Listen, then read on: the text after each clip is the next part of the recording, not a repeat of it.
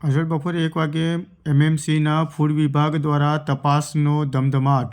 રસોઈયા નખ કાપ્યા વગર, એપ્રોચ કે માસ્ક પહેર્યા વિના જ રસોઈ બનાવે છે. 60 હોટલ રેસ્ટોરન્ટ સંચાલકોને નોટિસ.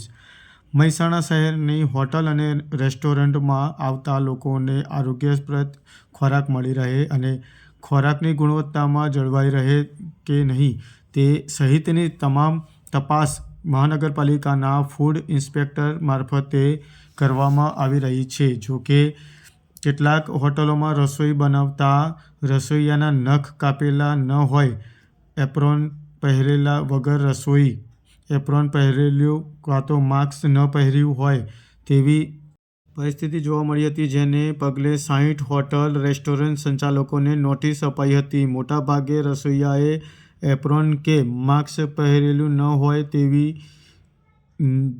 તેવું ધ્યાને આવ્યું હતું.